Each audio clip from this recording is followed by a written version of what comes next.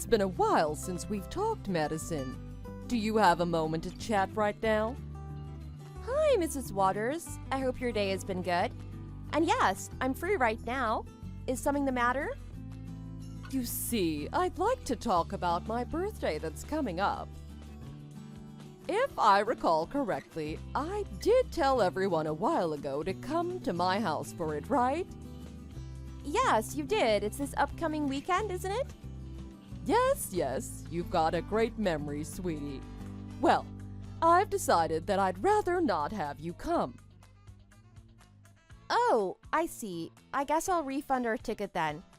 I'll make sure to let James and Hannah know that we won't be coming after all. No, that's not what I'm saying. I'd still like for the two of them to come. I only want you to stay home, not them. So, you meant you only want me to stay home? You can't blame me, Madison. It's my special day after all, and I'm not sure how many more I'll have to celebrate. Seeing your face alongside my beautiful son and granddaughter would leave a sour taste in my mouth.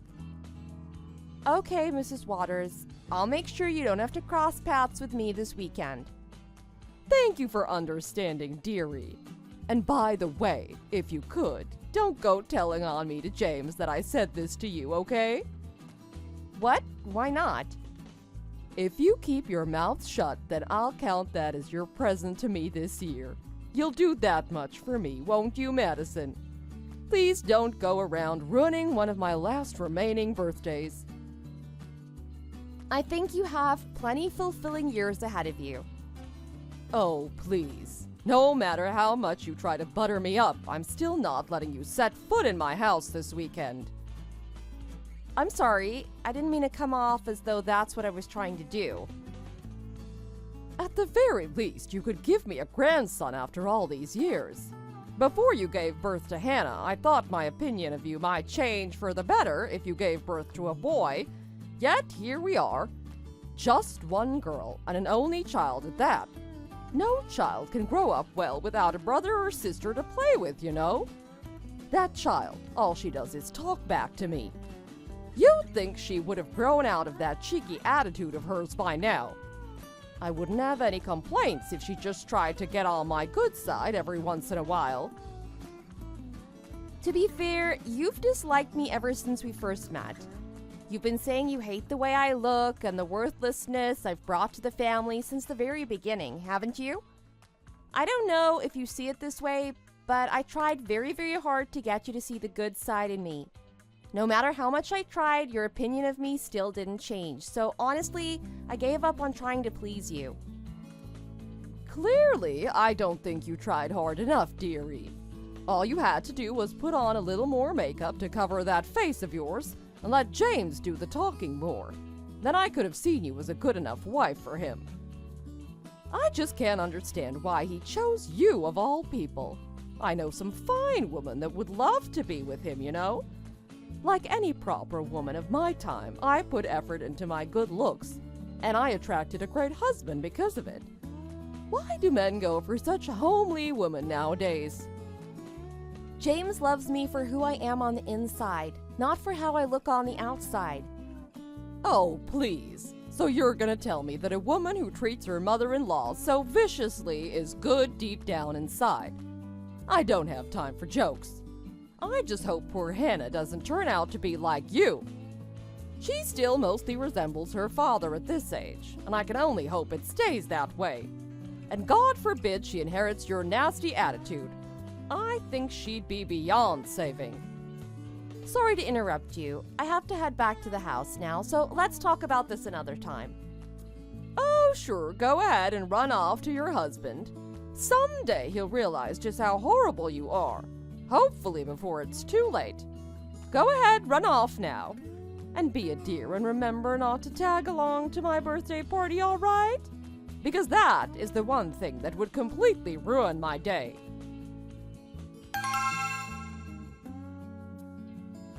Mrs. Waters, if you have a moment, I'd like to talk to you about my daughter. Oh, what is it? I'm about to start on dinner, so I'd appreciate it if you could keep it short. It's about what happened at your birthday party the other day. You said something horrible to her, didn't you? I think you may be mistaken, dear. I don't recall anything of the sort. Perhaps you're mistaking it with something you said to me instead. This is not the time to play dumb with me. You went up to her at the party and said she wasn't your son's child, didn't you? You said that James isn't her father and that her real father is someone I went off and had an affair with instead. Why would you say something so ridiculous to my child's face? She's been upset for days after you said that to her, you know? She's usually so cheerful, but she's been locking herself in her room and refusing to come out. It's not like her at all. Don't tell me she actually took what I said seriously. I was only telling a joke. I thought I made that much obvious. She's only in 3rd grade. How is she supposed to know it was a joke? She told me you said that if she were to tell anyone the truth, that me and her father would break up. You even went out of your way to threaten my child with such nonsense? I never thought you would go this far, and to my own family. She came up to me, bawling her eyes out, and asked, "Am I not Mommy and Daddy's child?" Yes, and? She still believes that she isn't James's child? You've got to admit that's hilarious. This is not something to be laughing about. I tried to tell her it wasn't true, but even now she still doesn't totally believe me. You need to apologize to Hannah as soon as you can. I want you to go up to her and tell her that nothing you said was true. Come on now, it was just a little joke. Nothing to cause such a big fuss about. Surely it didn't cause enough of a stir for me to go up to the girl and apologize. Why should I have to apologize to a 3rd grader for making a little adult joke anyway? Besides, at the end of the day, it's Hannah's fault she's in this mess. It's Hannah's fault? How do you figure that? What could she possibly have done to deserve this from you? After she said hi to me at my birthday party, she came up to me and whispered in my ear, "Please don't be mean to Mommy anymore. You've been telling your daughter about my criticisms and twisting them to make it seem like I'm in the wrong. I was just getting a little payback for what you did to me. And now you're going to tell me that I'm in the wrong and not you or her?" I never told Hannah that you were bullying me. All she did was see the way you treat me every day and figured it out herself. You're not as subtle as you think you are, you know? I can hardly believe that. As if she'd come to that conclusion without you making up stories about me. To think that the both of you talk back to me so incessantly. To think that she's a young girl and even I can't find her behavior cute. Imagine what kind of girl she'll grow up to be with that kind of attitude. And I'll have you know something, Madison. I was only fed up with you before, but now I don't want either of you stepping foot inside my house again. I'll make sure to let James know that that's what you want. After this time, I have a feeling he won't be stepping foot inside your house again either. Oh, how frightening. At this point, I don't care if I don't see him again either. To be fully honest, I've been fed up with him too. My son who chose a woman like you of all people. Frankly, it's unforgivable how he chooses you over me no matter what the issue is. What kind of man takes his wife's side over his aging mother? So that's all it takes for you to cut your son out of your life, is it? Why, yes it is. I've had it with people like you, and I have no obligation to keep meritless people in my life during my twilight years. Of course, that isn't to say that I don't care for him an awful lot. At the end of the day, I am his mother after all. So that's how it's going to be. Are you saying you have no intention of apologizing to Hannah for what you said to her? Why on earth would I? Clearly, you weren't paying attention to a word of what I've said. I said that I have no need for worthless people in my life. If you're ever down on your luck and you need family by your side, Madison, just know you won't be hearing from me. And you know what? I'm not even going to send Hannah a birthday present this year. That's fine by me. I don't need people like you in my life either. You're an impotent woman through and through, aren't you? I'll have you know Mr. Waters is going to hear all about this too, and I'm sure he won't be too happy about it either. When he hears just how cruel you've been to me, it'll send him into a fit of rage, I'm sure. He sticks to my side no matter what, you know. You are free to do as you please. If you keep this up, I might have to make some changes to my will. Changes that are not in your favor.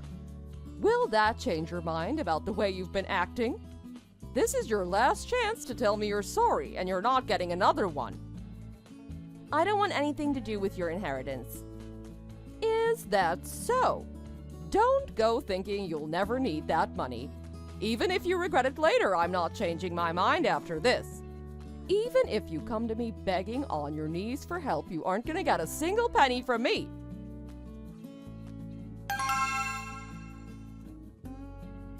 I need to have a word with you. You see, Hannah was here visiting my house just a moment ago. What? You'd better not have put any more strange ideas in her head. It looks like she still hasn't let up about the joke I made the other day.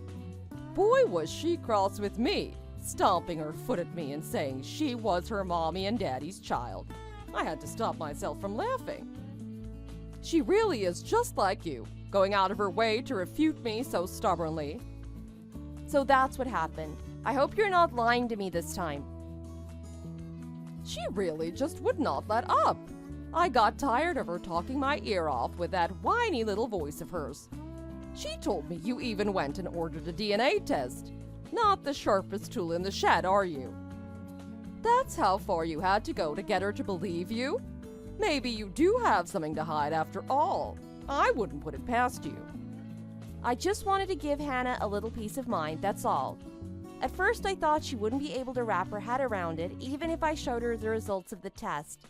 But it turns out that even ordering the test in the first place gave her reassurance that I was taking this seriously, which I think helped her a lot. Honestly, I would have been glad to hear that she isn't really James's child after all. Just imagine the fit she would have thrown if she found out that's the case. The face she'd have made would have been priceless. Oh, even imagining how the house would be in shambles after the ensuing fight. Boy, I'd have to bring a camera. Actually, I think the ones fighting would be you and your son. He's in the living room crying right now, you know. After all, he just found out that he's not actually related to your husband. What? I don't understand what you're saying. I'm saying that the DNA report said that your husband isn't actually James's father. Both of them gave DNA samples, you know. What are you trying to claim? I don't understand. You're saying that not only my son, but my husband also took the test? What does he have to do with this? My husband was worried about Hannah too, so he called up who he thought was his father on the phone. He mentioned taking a DNA test to soothe Hannah's worries, and Gerald was curious about the idea himself, so he decided to provide a sample to send to the company as well. I don't understand a word of what you're saying. The test has to be wrong then. I can't think of any other reason why it would say they aren't related. Is this company even real? Or are you pulling a fast one on me to get back at me? It's real. In fact, we send the samples to 2 different companies to be sure we didn't get a false positive. It says clearly in the results from both that James and Gerald don't share the same DNA. Gerald must have suspected this for a long time himself for him to agree to do this with us on such short notice. Of course, he never mentioned a word of this to you because he so badly wanted to believe that James is his real son. I guess the truth can't stay hidden forever. Any fool could see right through your lies. He said that he suspected you must have had an affair with someone else in secret, sometime before he found out you were pregnant with James. I don't believe this. Why would he ever mention that to the likes of you? He said that he was there when you told that horrible lie to Hannah, and it reignited the doubt he'd held in his heart about you. He just wanted to finally have a resolution to the worries he's had for so long. Now hold it right there. So you're saying the reason he was out of the house yesterday, it wasn't because he was on a business trip like he said, but because of that instead? He was lying to me this whole time? I suppose so, but you're the last person that should be angry about someone lying. He did mention that he doesn't want to live under the same roof as you anymore, if that makes any difference. So, he's at your house right now? I'm coming over right now. Actually, he's not home right now. Well then tell me, just where on earth is he right now? Answer me. You see, he actually told us not to tell you, so I'm afraid I can't answer that. He did say that he would be contacting you in the near future, though. If I were you, I'd just sit back and wait until I heard from him directly. In the near future? That's not an answer. I want to know exactly how soon.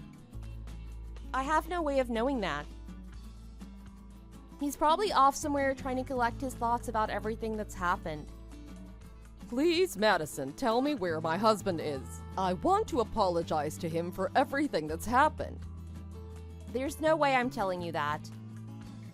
If you want to know so desperately, then just be patient and wait for him to contact you first. Oh, Madison, you have to help me.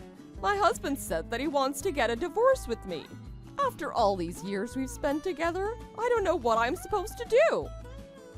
Is that so? Too bad, I guess.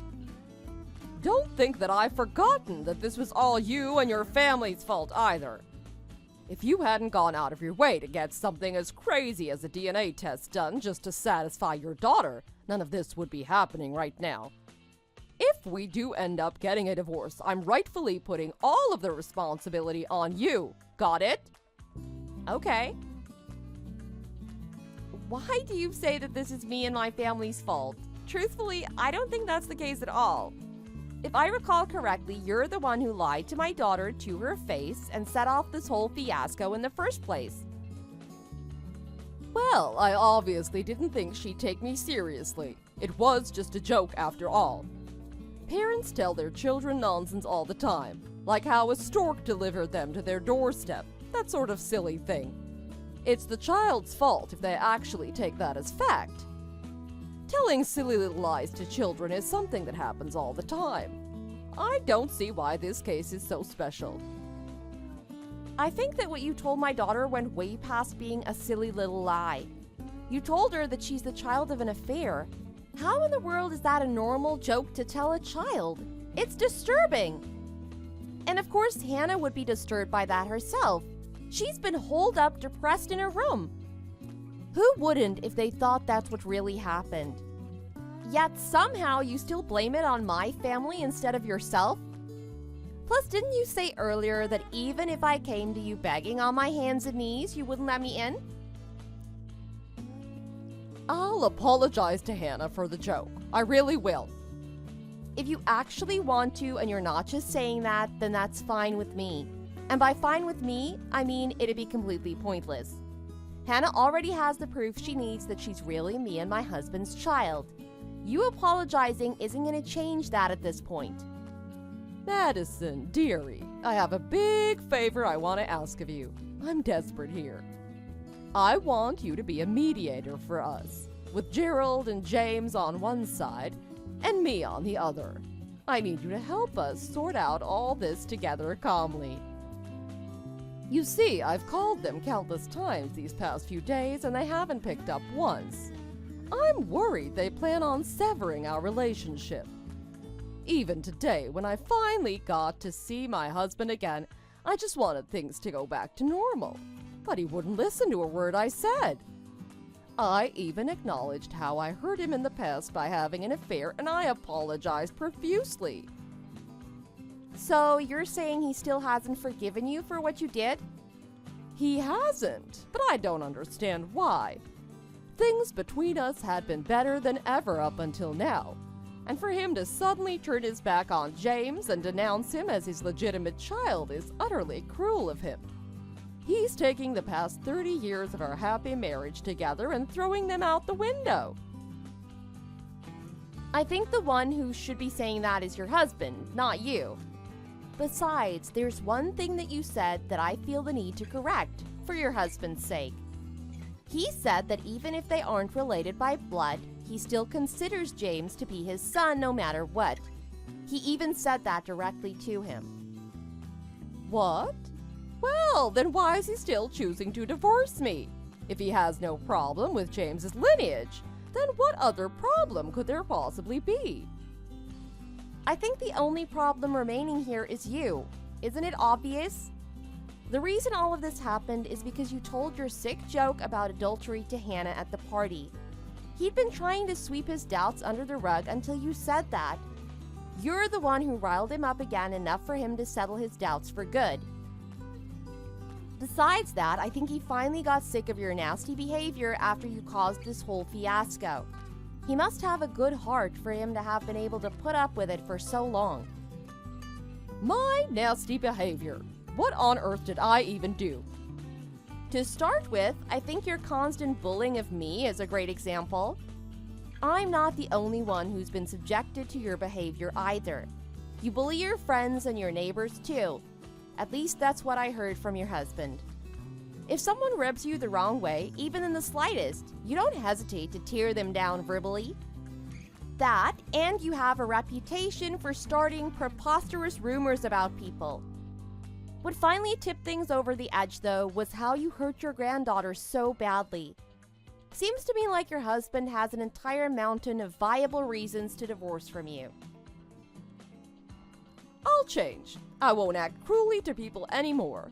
I won't let anyone else be hurt by my flippant behavior ever again. Please, Madison, I need him by my side. Apologizing to me at this point doesn't change the harm you've done to me and my family, and your husband too. I'm apologizing to you because nobody else will answer my calls. What else am I supposed to do? Even when I finally got to meet with my husband again in person, the only person who would listen to me was the lawyer that was present. No matter how I explain things to him, my husband refuses to see my side of things. Madison, you're the only one I can say any of this to anymore. Nobody else in the whole world will listen to me. Even so, you're expecting me, of all people, to hear you out even though I've been your #1 target for as long as I've known you? You can't seriously expect me to forget all the cruel words you've spoken to me over the years. I know, but listen to me. I said I apologize. Won't you take that to heart? For my sake. No matter how many times you say you're sorry, I don't think any one of them is going to be genuine. After all, you're the kind of person who only thinks about herself. I know that very well by now. Besides, I've already decided that I'm cutting off all ties with you. If anything, I should have made this decision years ago. No, please, don't say such things. You don't know what you're saying. I don't know how many times I need to tell you for you to understand, but I'm deeply sorry about everything up until now. I'm sorry for saying James would be better off parenting Hannah alone and making fun of your appearance. It was wrong of me to do so. I was completely in the wrong. I understand. Really? You understand me then? So that means you'll forgive me after everything I've done, right? Oh, I'm so glad. Madison, this will fix everything. Not quite. All I'm saying is that I've acknowledged your apology. That doesn't mean I have to forgive you for everything you've done to me and my family. But why? Don't you see? I'm on my hands and knees here. What more do I have to do to get through to you that I regret my actions? This is what you've had coming. You sowed the seeds for this to happen. Don't act surprised when they start to sprout. I don't see why it's such an issue for me to treat you the same way you swore you'd treat me if I were in your situation. Oh, don't take that so seriously. I only said it in the heat of the moment. I didn't really mean it. I was only trying to rile you up. Well, you should have thought before you spoke. Most people take what others say at face value, you know? Why is it my problem that your temper got out of control? I truly am sorry for what I said. You're my beautiful daughter-in-law, you know? You always have been to me deep down. I'll never say a cruel thing to you again. I swear it. You don't deserve that kind of behavior from your mother-in-law. So please, tell my Gerald to reconsider his decision on the divorce. And tell James too. I just want both of them to see my side of things. I'd rather not, actually.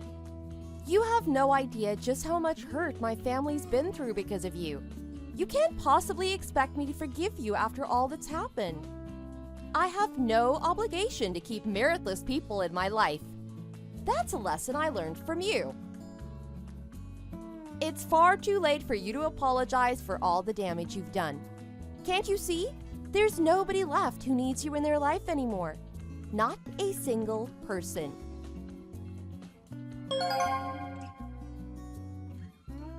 After that, Mr. and Mrs. Waters met with a mediator to discuss the possibility of a divorce.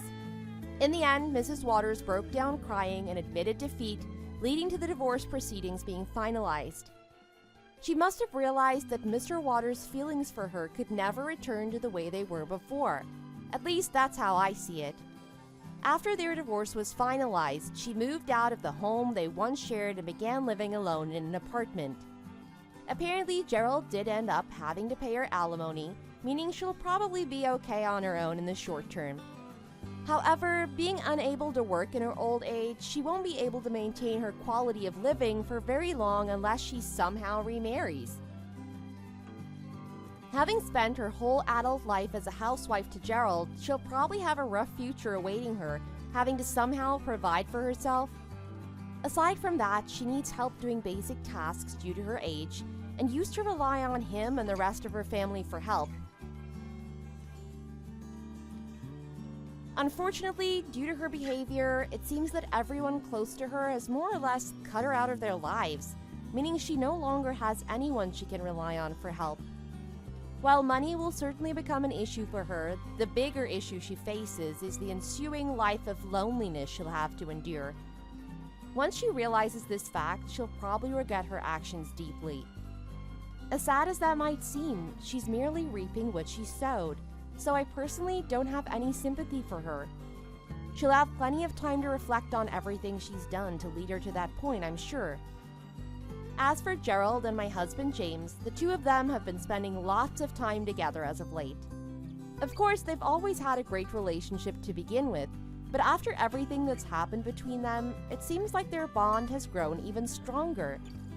Admittedly, James sometimes wonders what things would have been like if the two hadn't taken the DNA test in the first place.